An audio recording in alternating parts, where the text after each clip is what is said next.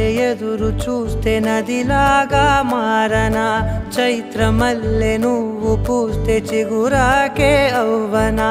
నన్నే వరించే యువరాజును అంట నీ యువరాజు